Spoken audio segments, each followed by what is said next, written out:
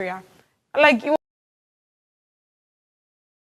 was happening one particular school to the other. So it can only make sense that there are people definitely benefiting from this thing. If not, we would have found a solution by now.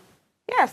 If it was on the newspaper, I was actually waiting for the updates. I was thinking it's going to be on the newspaper about the summit that Senate President and other people want to have. No, I think it's one of the stories on the newspaper where they said that they have approved the security summit now for it to hold. Okay, so what's the updates? Honestly speaking, I actually can't wait to hear it because we actually need to know what was discussed, right? What solutions do you people send that down? It's set to be held, so they would hold that's what I'm saying. Eventually. Please, let's get it, because that's the only way we can actually know if we have people that are really serious in this country. Because it's one thing for all of us to be shouting and crying that there's insecurity in the land, but there's nothing to be done. We hold summits, hold conversations. I mean, you see the increase of budget that was, put in place. But again, it just takes us back to the fact that it's not even money that's the problem. Again, it's every individual. It's every one of us. If there are people that are not benefiting from this thing, like I said before, we will not be where we are right now. So speaking to the whole border thing, it has to start from each and every one of us that should be intentional about, okay, we want to ensure that this thing is closed. Because trust me, I can mention 1,001 things that can be done for that particular place to be sealed. But at the end of the day, we'll still have the problem still persisting. So it's not really even about, having the increasing of budget or anything. It has to start with each and every one of us to be ready. Because trust me, this thing we'll mention all the old things here. We'll make all the strategies, all the reforms that should happen. But if nothing is to be done, if we don't have the right people on seats, if we don't have people benefiting from this thing, there will not change. Okay, that's the problem. problem. We have Emmanuel back here. Emmanuel, would you love to maybe comment? I don't know if you heard when we were talking about what to do. So I don't know if you want to wrap up your previous point and then maybe go into what we can do to ensure our borders are one of the most porous borders where anybody can come in with arms, anybody can go out. As much as securities have been put in place for our borders or in our borders, we still have issues with people coming in from Cameroon, from different parts of the country, just coming in without any plan whatsoever on how to either economically develop Nigeria or be part of the system in any form. So I don't know if you would like to wrap up your point and then talk about what the government can do to secure the borders.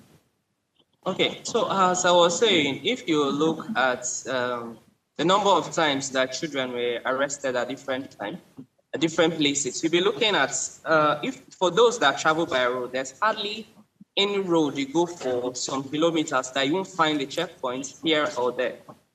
But during those times that children, about hundreds or thereabouts, were kidnapped in different states, these persons passed on those roads without encountering anybody. Nothing was flagged, and they traveled distances to wherever they were taken to.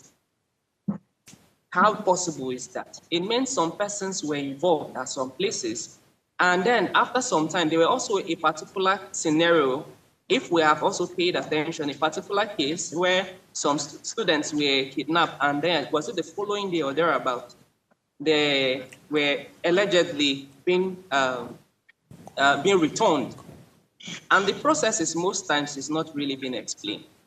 And on this particular time, you see them coming with blankets. You see them coming with a new attire, kind of, and then you be like, how come the tailors know the sizes of these persons just within one day and got them new clothes and blankets and they were covering that they have returned? And then you be imagining how possible is this? It means to an extent, sometimes there's also, it's sometimes like a script where some persons are trying to use the sensibilities of Nigerians to actually show that really they are working.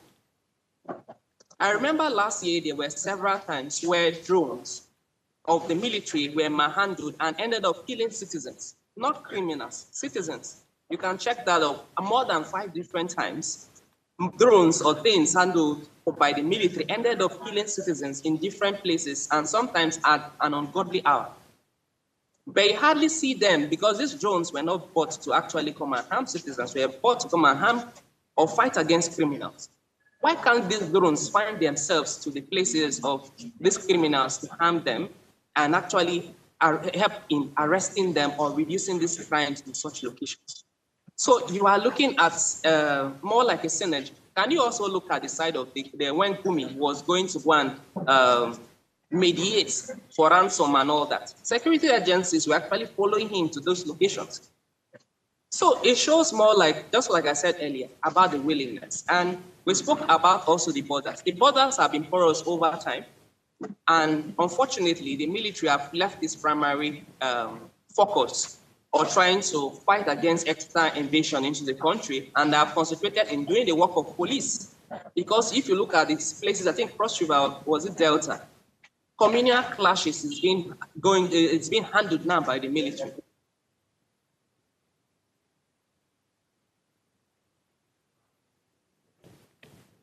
The network doesn't want us to have the best of Emmanuel this morning, but he mentioned something about how the military has sort of now developed into a system of misplaced priorities in that sense, where the police is now taking over, or the military is now taking over the job of the police. I think we have Emmanuel back here.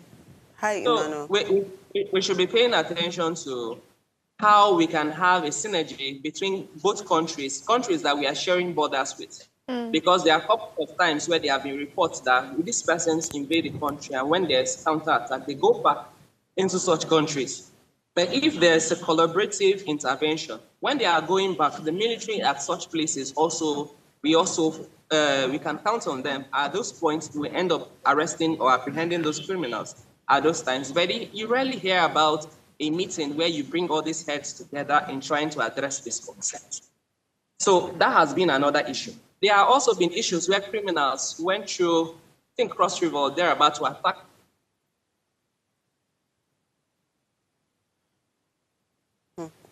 Okay, we've lost Emmanuel again.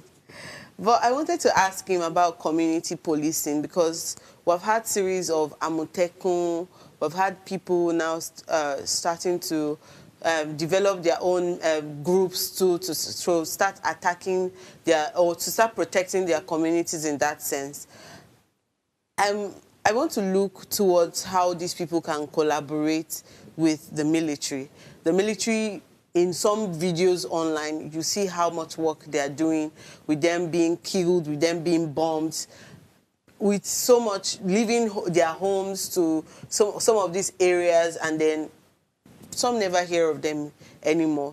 But we see that some communities also are being taken over by these extremists like the Boko Haram. We now have the ISIS, the ISWAP, I mean. We now have so many extremist extremist organizations now taking over communities. But I wanted to ask him about how these police and communities can actually collaborate also with the military and the Nigerian government, how like these four parties can come together to now start tackling insecurity in depth, like within each community. Let's also say insecurity in Nigeria. Let's tackle insecurity as deep as it is in any state. If it's more prominent in the north, let us gather that together and put in more effort in attacking the north, because some of these states are they are interrelated. Yeah. So if the north is already at stake at some point, or let's say the northwest, at some point, before you know it's the northeast, is the north, before you know it's the south-south, it's the southeast, the southwest, before it's the east. So for some reasons, one place being affected automatically means that the security of the nation is tampered with. So if you were going to give the government a recommendation in terms of collaborating, what would it be? So to be honest, I feel like the reasons why the likes of Omotekun and the rest have been able to take care of insecurity from their local space or from their community is because of just few things.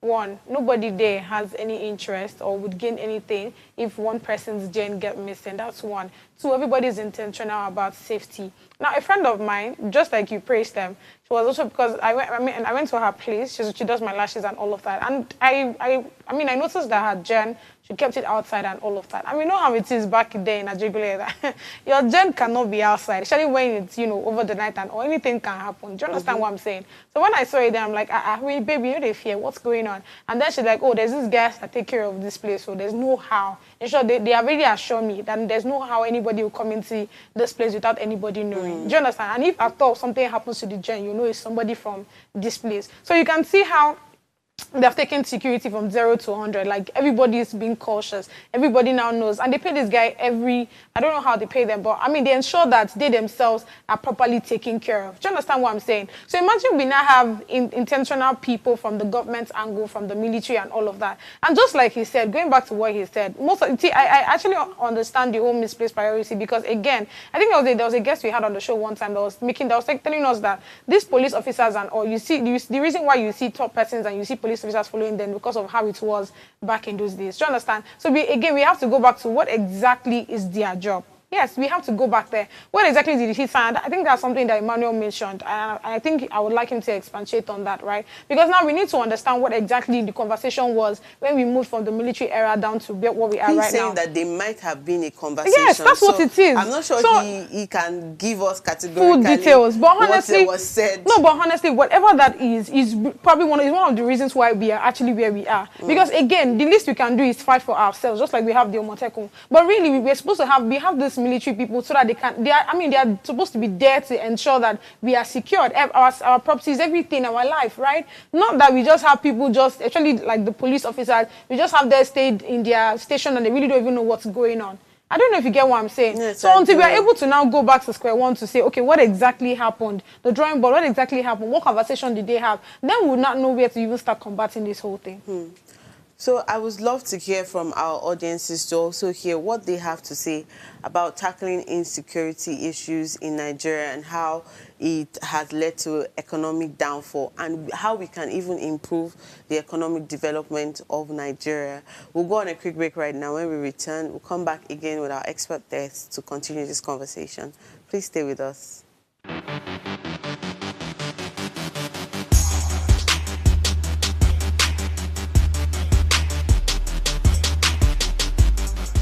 Tell us you're a Nigerian without saying a word.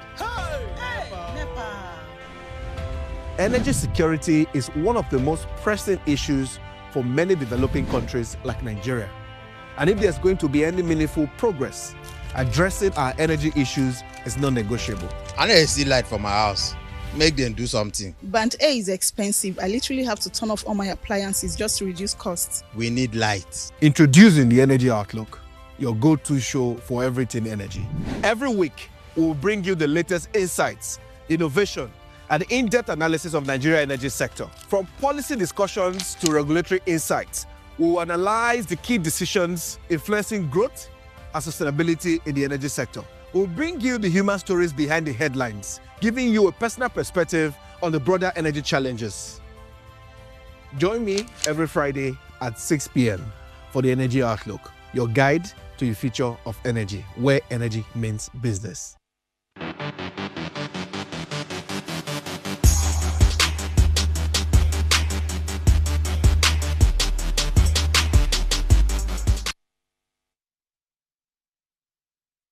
Welcome back to the show. So thank you for staying through the conversation. We still have our expert guest here, Emmanuel Ikule. I don't know. Yes, he's here.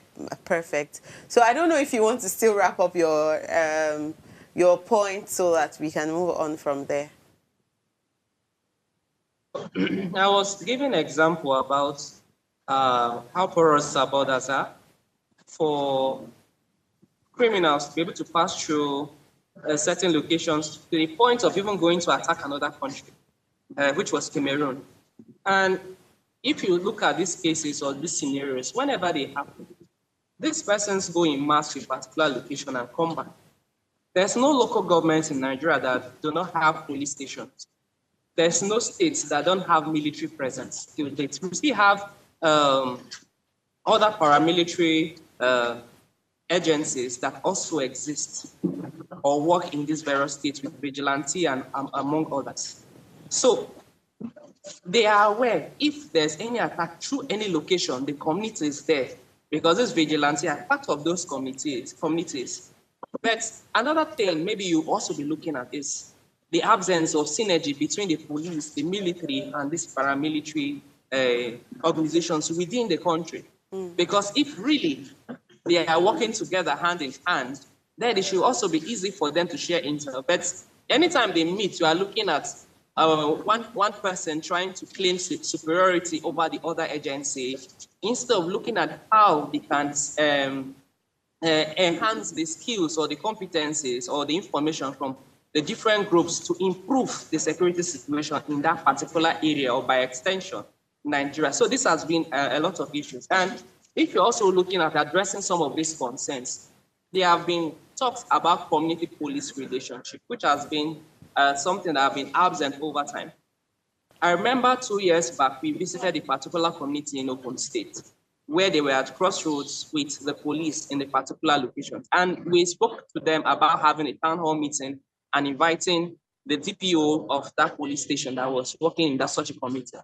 And we actually spoke to them. This can become a monthly meeting where you as a community inform the police about those loopholes or those places where you enter your community.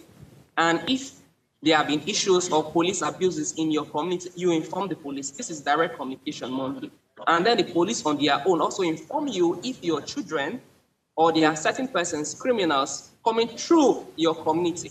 So once there's that agreement, the community on their own, so now they will start working with the police. And if there are issues, now they have the contact of these police officers that they can call directly, not waiting until the formal situation and all that. They can simply make a call. At the same time, those communities also have little security personnel here and there. So they can also work together in trying to apprehend. If there are people that they can apprehend, good. If there are people that have manpower above their capacity, they can simply make calls where the police can intervene and all. And to a large extent, some of these issues they were having with those communities will be resolved.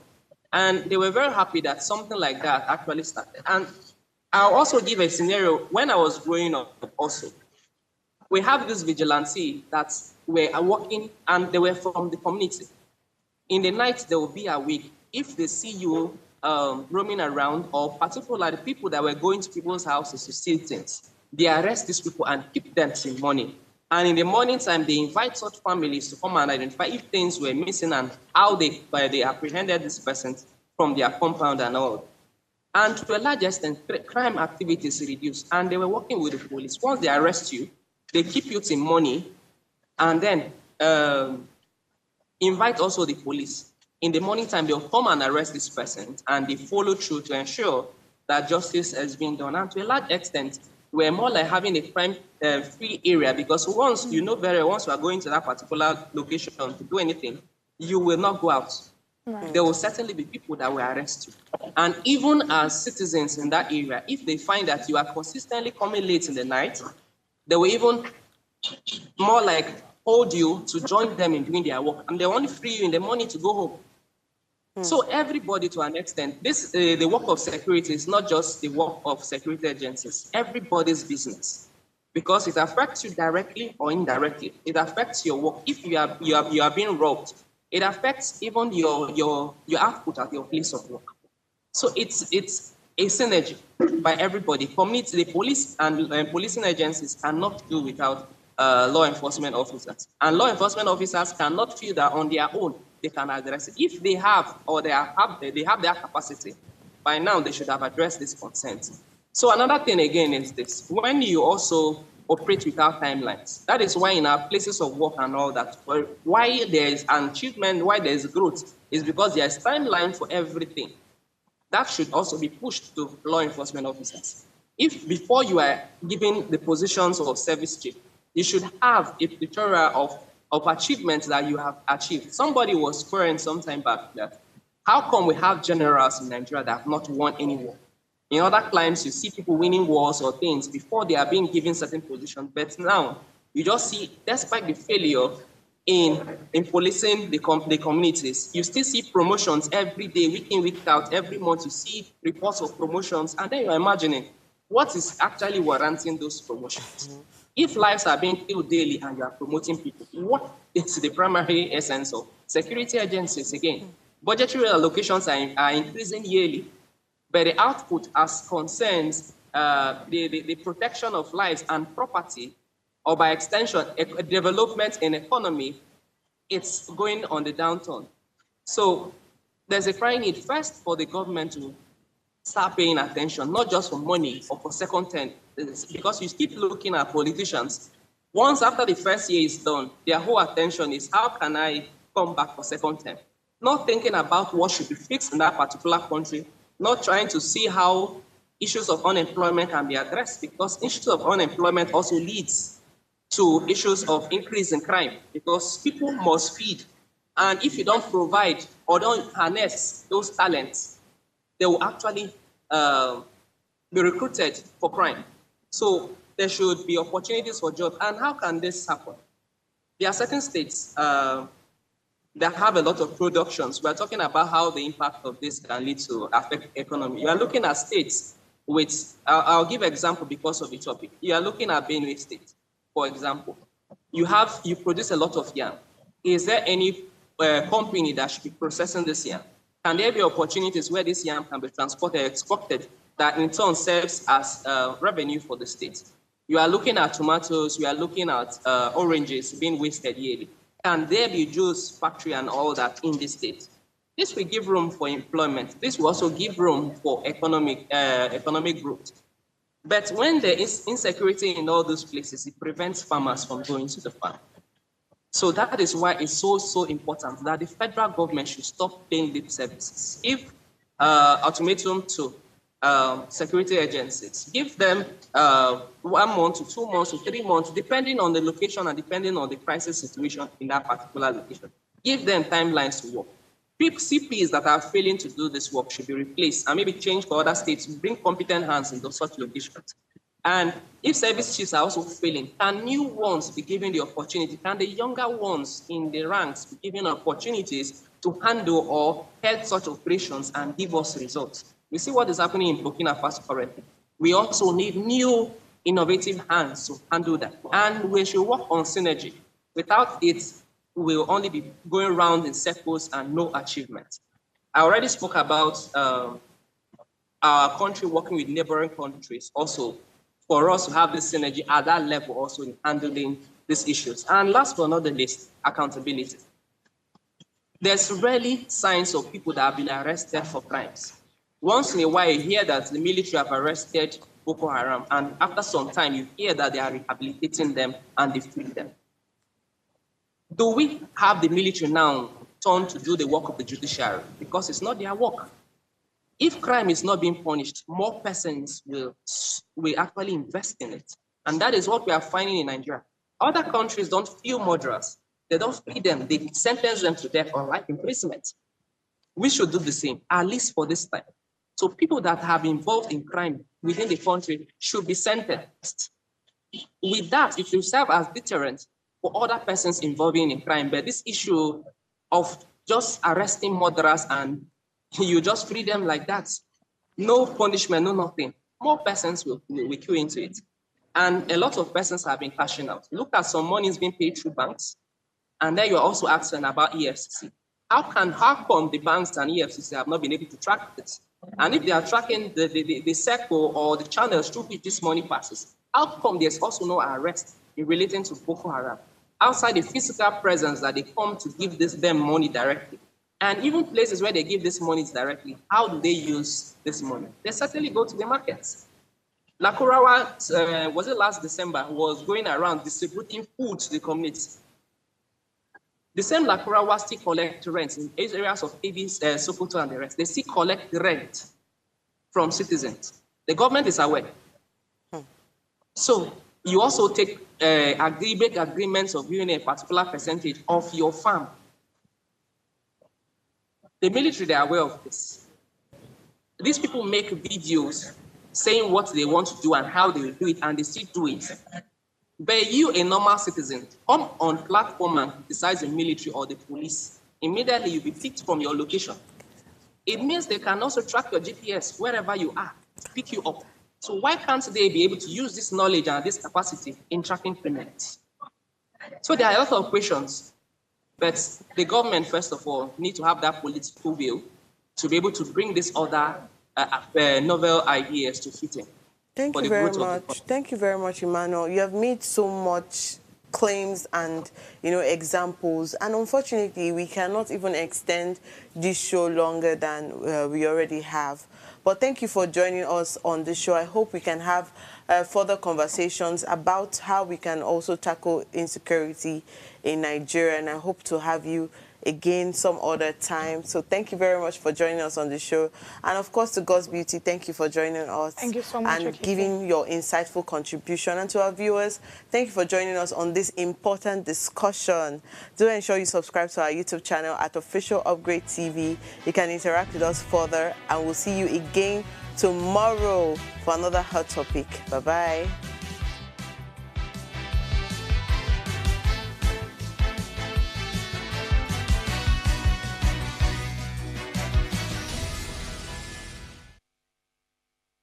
Hello, you. Yes, you. This is Usayome Sale from Ways Prime Time.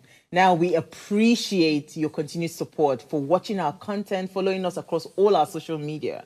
But we've noticed, for those of you watching us on YouTube, 88.5% of you who watch our content aren't subscribed to our channel. Why? Now, if you are enjoying our content, you enjoy our shows, and you want to stay updated on all things Ways, it's time to hit that subscribe button below. Now, subscribing isn't just for you. It's for the growth of our channel. It helps us get bigger and better. With your support, we can continue to bring even more intriguing and exciting content. How about you subscribing right now and being a part of our community?